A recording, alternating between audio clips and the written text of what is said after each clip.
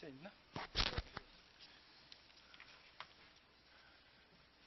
예, 통합진보당의 광주 서구을 오병윤 의원입니다. 통합진보당은 지난 5월 2일 당내 비례 경선과 관련된 진상 보고서가 나온 이후에 참으로 고통스러운 세월을 보냈습니다. 진실이 무엇인가 밝혀지기 전에 곳곳에서 마녀 사냥이 전개되었다고 저희들은 생각을 합니다. 뒤이어서 소위 구당권파에 대한 정북 논쟁들을 비롯한 부정 집단으로 국민들에게 계속 알려졌습니다. 고통스러운 나날이었습니다.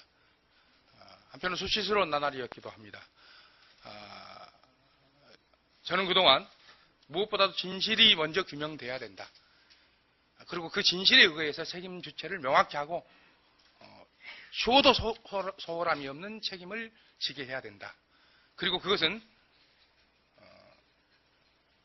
좀 더 객관적이고 전문적인 진상조사위원회를 구성해서 그 활동의 결과에 따라야 된다고 말씀을 쭉 드려왔습니다.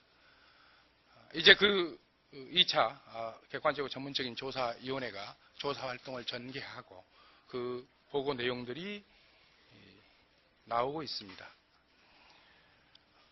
보고 내용을 종합해 보건대 이것은 명백한 의도적이고 조작된 허위 보고였다고 하는 것이 드러나고 있습니다. 도둑이 매를 든 격입니다. 누가 부정을 했는지가 이제 밝혀지고 있습니다. 부정을 한 자들이 부정을 모면하기 위해서 다른 사람에게 그것을 들씌우는 행위는 진보정치에 더 이상 없어야 됩니다. 자세한 내용을 이상규 의원께서 낭독에 올리겠습니다.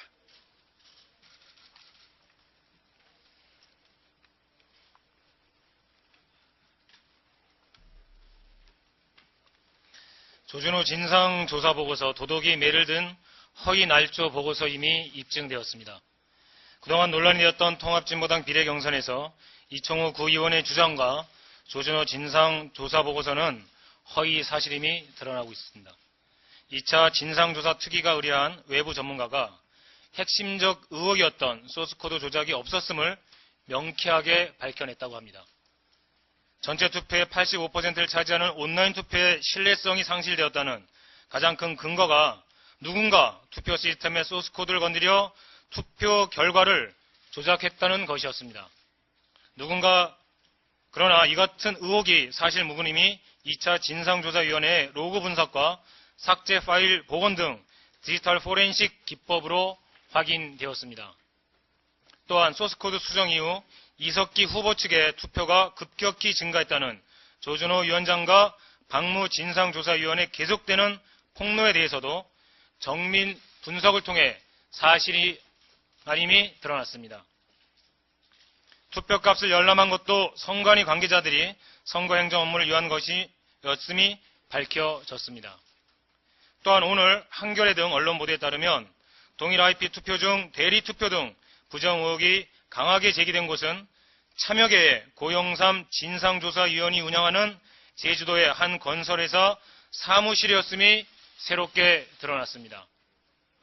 동일 IP 투표 중 병원, 노조 사무실 등 공용 PC를 두고 공동으로 온라인 투표를 하는 경우와 달리 오홍만 후보 측은 개별 당원의 출입이 쉽지 않은 회사 사무실이었습니다.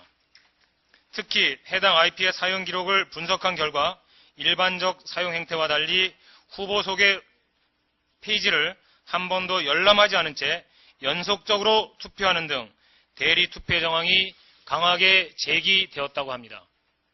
고영삼 의원은 이미 알려진 대로 참여 단계의 오홍만 비례후보 선거운동 관계자였으며 오홍만 후보의 추천으로 조준호 진상조사위원회에 참여하였습니다. 5위 진상조사 결과를 발표하기 전날인 5월 1일 이석기 후보에게 집중 투표를 했던 의심지역에 대해서 일일이 전화 확인 조사를 했던 장본인이기도 합니다.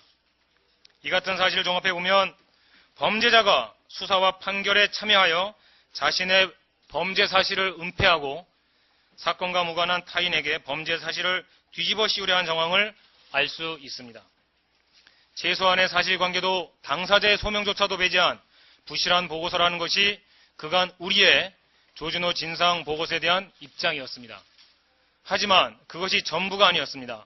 진범을 숨기기 위해 무고한 사람에게 혐의를 뒤집어 씌운 명백한 허위, 날조 행위였습니다. 조준호 진상보고서는 명백히 드러난 사실을 은폐하고 죄 없는 이에게 죄를 뒤집어 씌운 제2의 유서대필 사건입니다. 제2차 진상조사 특위에 간곡히 호소합니다. 진실을 명확히 밝혀줄 뿐만 아니라 억울한 피해자의 누명도 밝혀주기 바랍니다. 언론과 국민 여러분께도 진심으로 호소합니다. 선입견과 예단이 아니라 사실과 진실의 기초에서 보도하고 판단해 주십시오. 감사합니다.